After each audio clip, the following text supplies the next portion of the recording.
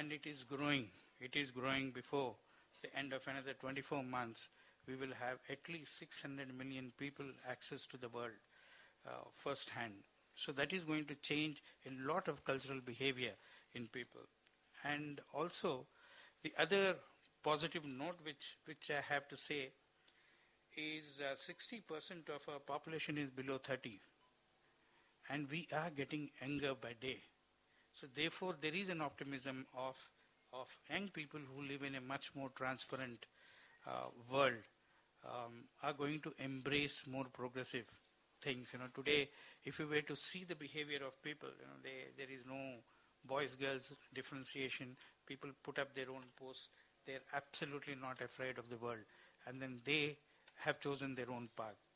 So therefore, change is inevitable. Nobody can really stop that. So I'm hopeful that a country like us, with so much of cultural and traditional baggage which we have, and then we carry it, is going to be changed very, very quickly. And most of the marketers, sitting in their ivory towers, are discovering the pace of change which is happening and unable to comprehend. And then only way all of them are comprehending is the behavior of their own children. If you were to look back and then see that the way our children behave is completely different from the way we are behaving. So the parental control and then the societal control, the school control is going, and then you have the peer control of the younger generation.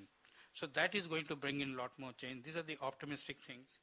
In a pessimistic way, come to the other part of what Santosh has shown. There are very few commercials, correct? And there's so much of content which we create, and hardly we portray anything which is positive in that.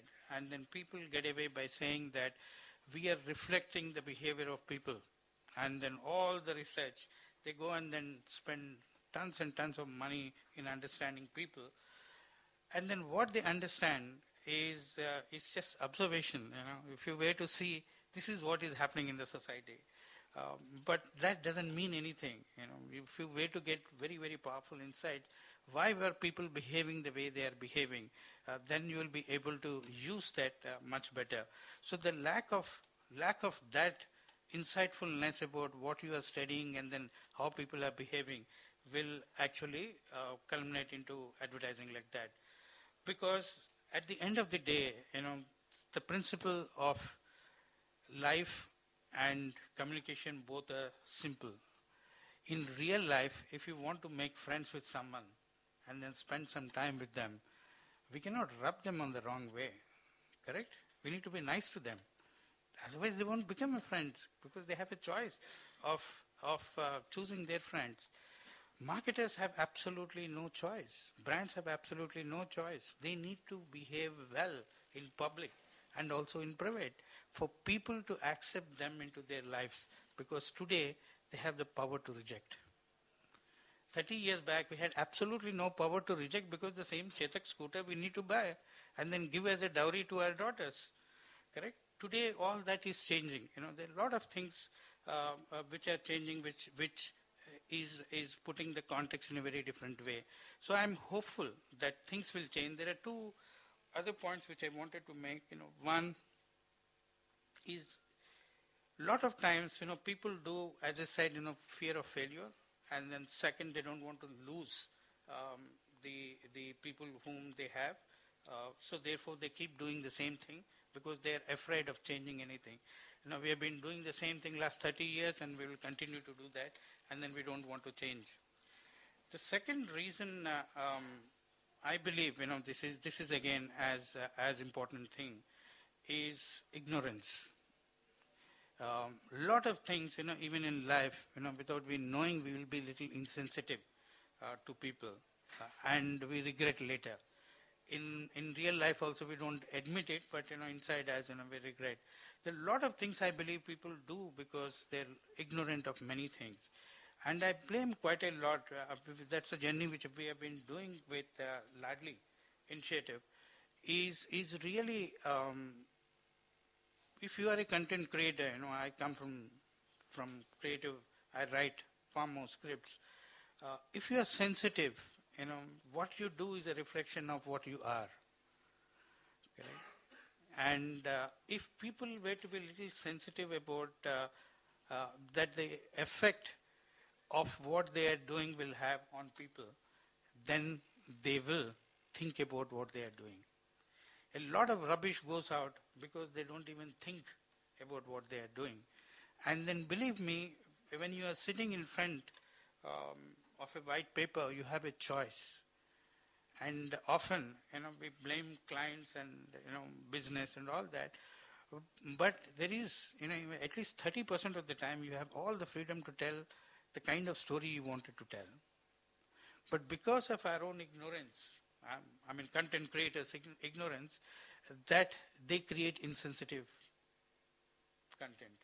So only if you were to sensitize the people and then who have the power to influence millions, then change will become far more effective, far more quicker.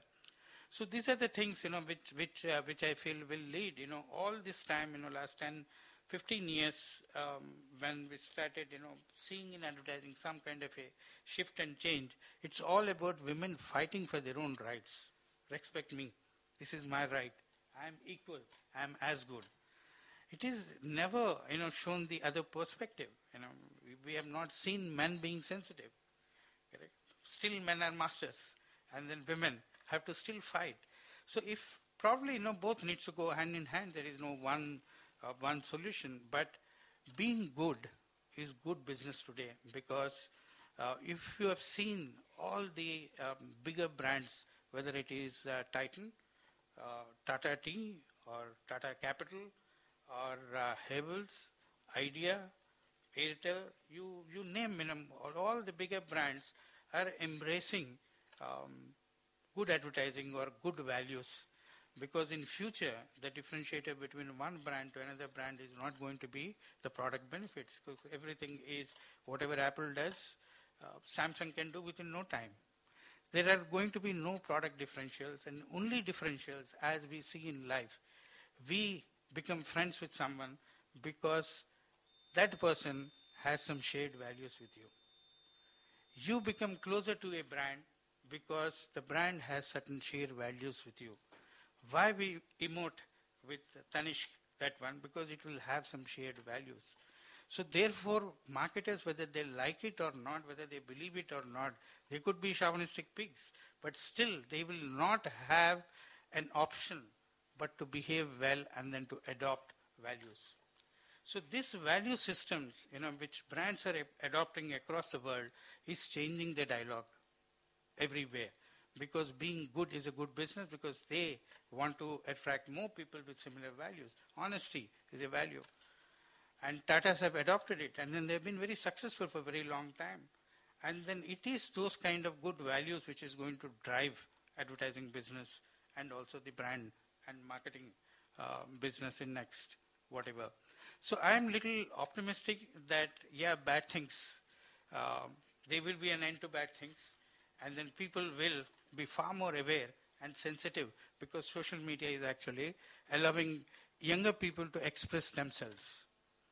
Correct? If you were to ask, my daughter expresses her feeling far more without any inhibitions on Facebook than my wife can ever do. So that will bring in far more, because that will bring in change also, and also the liberty of expressing yourself. 20 years back, a girl had no platform or no opportunity to really express what she wants, or even the boys. And then today, everything is far more transparent. And then that gives newfound confidence to people. And then there is a new breed of young kids, not just in urban India. You'll be surprised the kind of change mobile phones are bringing in, even in rural India, is amazing. And then that will bring in far more change. And the marketers adopting the value systems, because there is nothing else they can hang on to. Because there are not going to be any product differentials. Only values they can hang on to. So these things, will really make progress happen much quicker than what we have witnessed so far. So I think I trust in technology. I trust in human race. I think there are a lot of good people in the world than what we see in media. Correct? Media portrays things, far more than what they should. in reality, they're far more better people in life.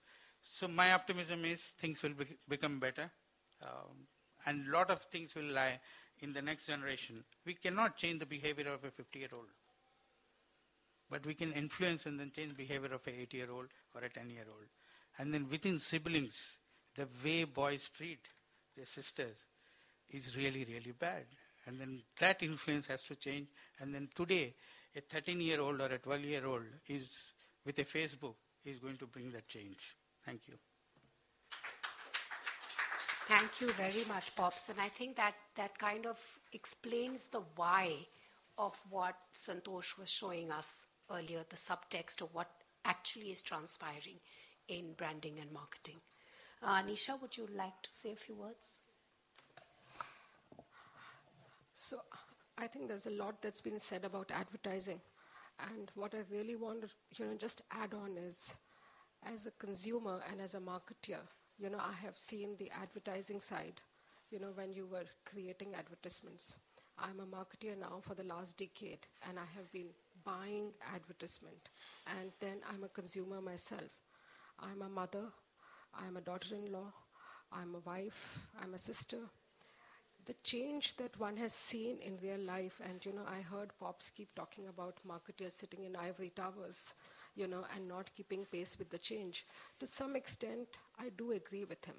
The change that I have experienced in real life, what has happened, in terms of the life that I am leading today, the relationship that I have with my children. I have a grown-up daughter. She's 25 years old.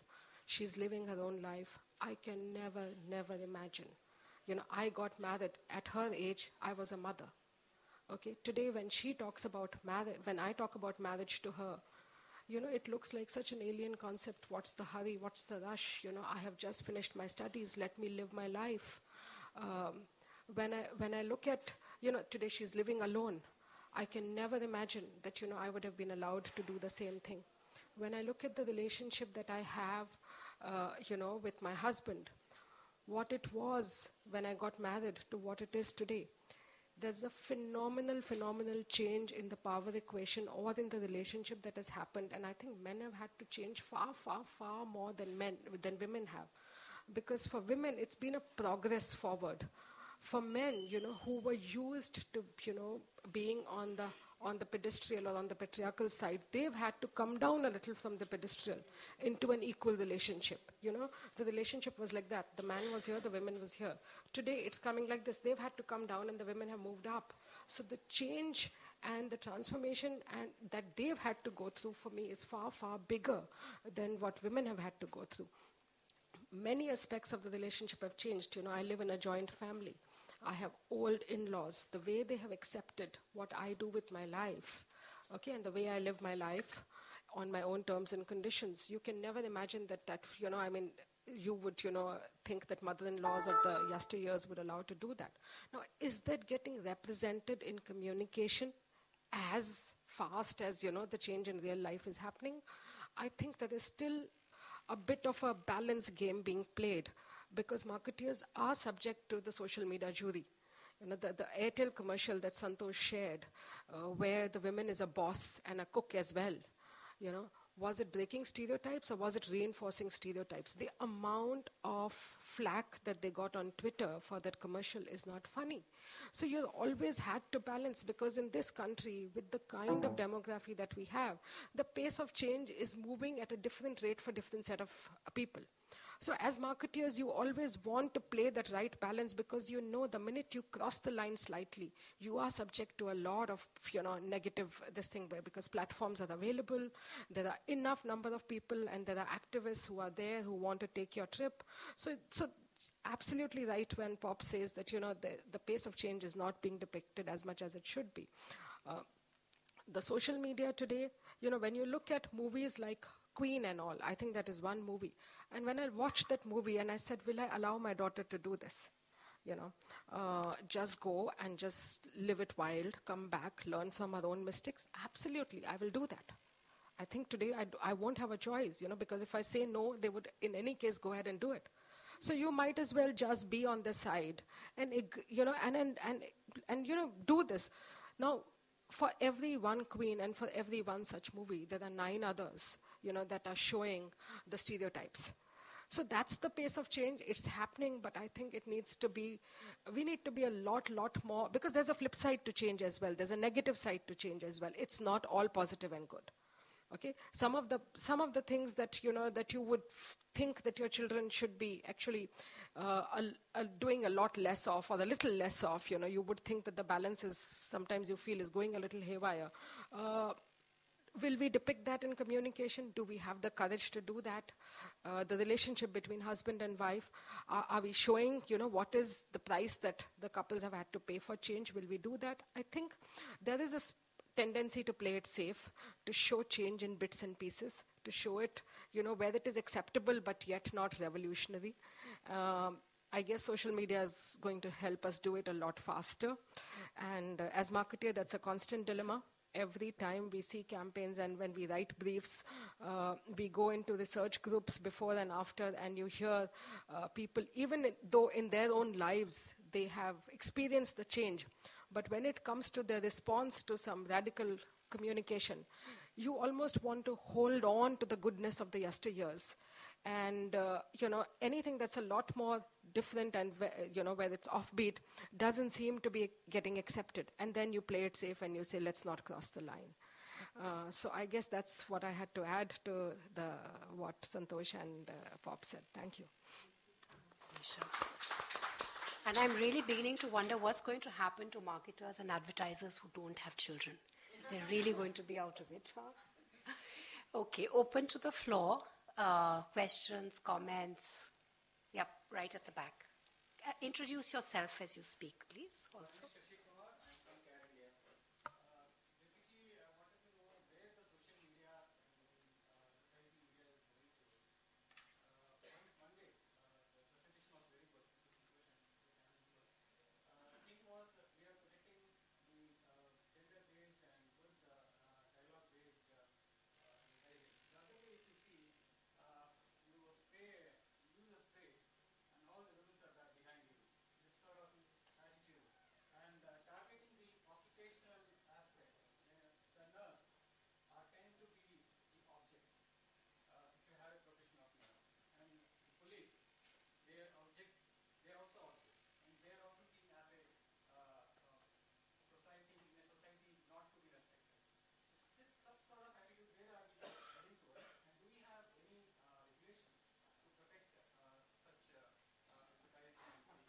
Thank you. Thank you. I think the whole point of the presentations is that there is a trend, a shift. For one good ad, there may be 9 or 19 where you have a spray and the girls are following. But later, I will take a few questions and then come back to the panel, and maybe Santosh or Pops, you can speak to regulation within advertising. Later, we'll come to that. We'll take a few more questions. Anji.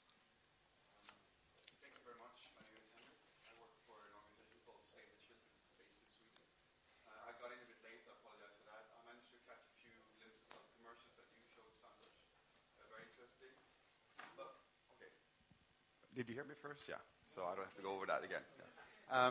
I think the commercials, obviously for commercial and economic reasons, depicted sort of very urban, affluent groups. And I see that in many countries, obviously. So my question is always, who do we reach with these commercials? And can the poor people from rural areas identify with these messages? And because I think they're great for urban, affluent groups, because the whole relationship. But can other people relate to these? And how can we reach other groups? Knowing that, and I have a background in the commercial world too, and I know that many advertising agencies, when they, because this was home appliances, which once again is an urban, affluent group, but if they want to target sort of less affluent groups, is often the commercials are about alcohol, which sort of plays on the stereotypes. So I'm thinking, how can we also reach other groups that are not urban? Thank you. May I request you all to keep your questions brief so that the panel has time to respond from you. Hi, I'm a student. I'm doing my master's in psychology, and I have 2 quick questions. The first one is, So all of us do believe that ad agencies do play a role in shaping beliefs, identities, and reinforcing ideas. My question is how aware, so we do have some messages in ads which are subtle, which enter the unconscious. So how aware are ad agencies of these subtle messages? Or, I mean, how aware are they versus are they aware of it and cool with it? That's my question. And my second question is, how do we encourage accountability? How do we get ad agencies to be more accountable for what? That question, so we will take it. There was yes, you had a question.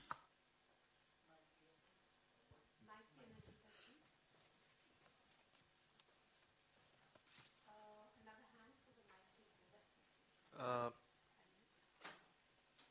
Hi. My name is Abhishek, and I represent Independent Television Service, which is a documentary funding organization based in the US. My question is, my question is that firstly, what Pop said was that the marketers are sort of slave to the consumers and they have to behave themselves. Uh, I mean that argument sounds a little scary as well because as you said, with the advent of social media and technology, a lot has been infiltrated in the narrative, the existing narrative. So there is no control over that. So how do you decide that this is the narrative that we have to behave to and fall in line with?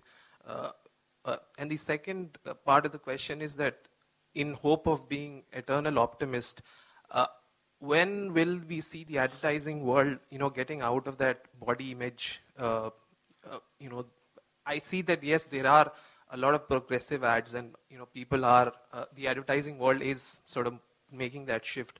But how does when will the body image sort of change? I don't think he was saying that marketers are slaves to consumers. So, but you can clarify that when we come to it.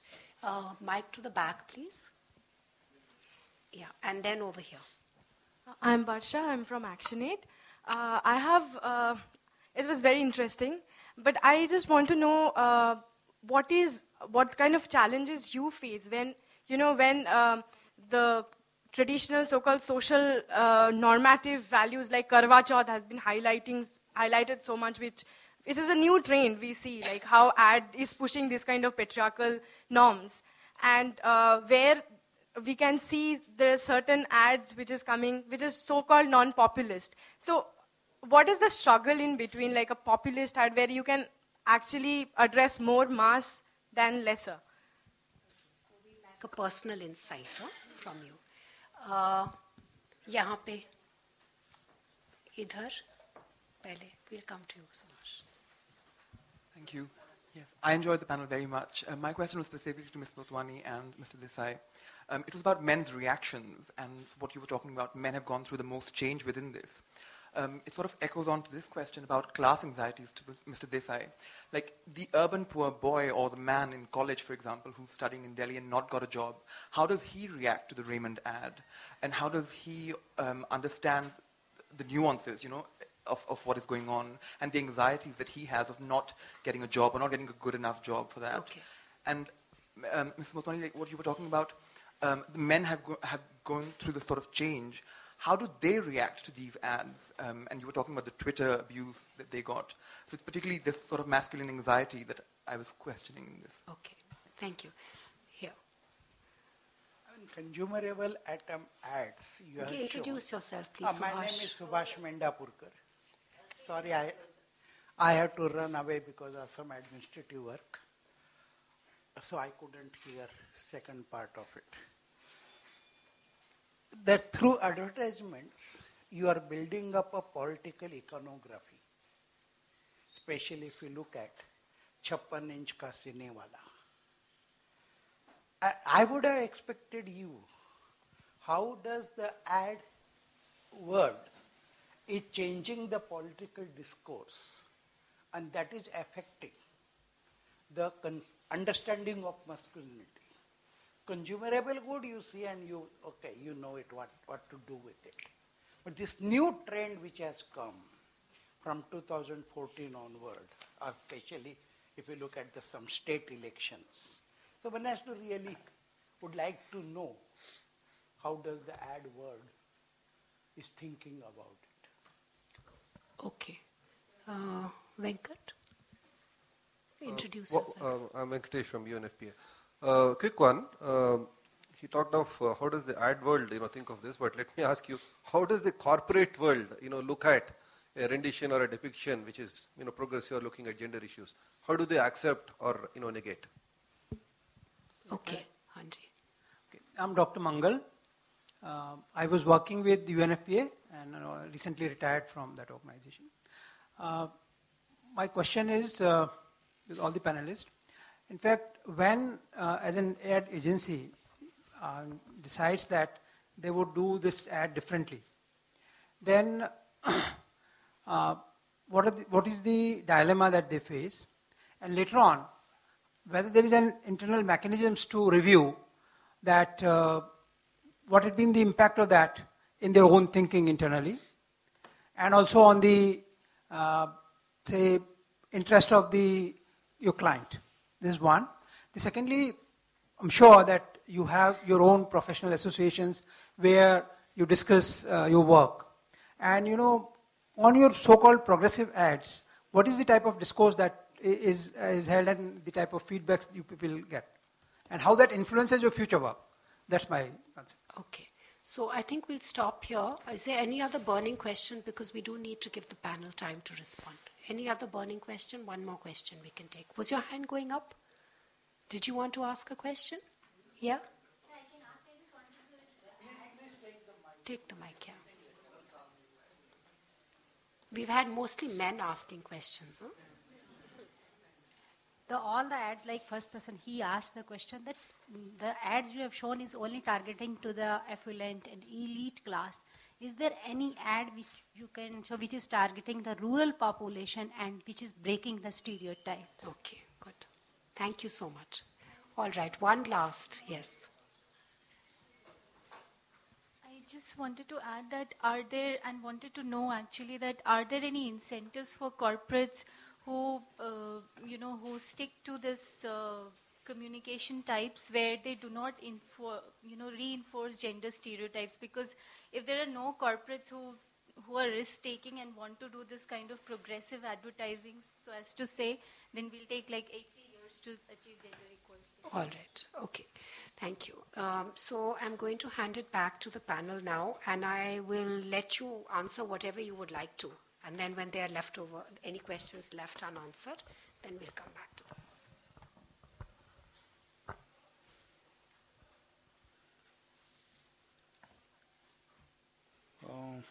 Which one I should go? Are you picking? Okay, start with regulation. Yeah, absolutely. Yeah. I think the first thing about any advertising, which is insensitive or making false claims, one can write to ASCII, Advertising Council of India, and they have got, advertising got self-regulation. Government does not interfere in and scrutinize advertising. But the consumers have got a right, they can write to the ASCII, and even if you see the broadcaster, all the broadcasters will have that little scrolling in case anything is objectionable. It is just that people don't. Whenever people do, it will come up for discussion.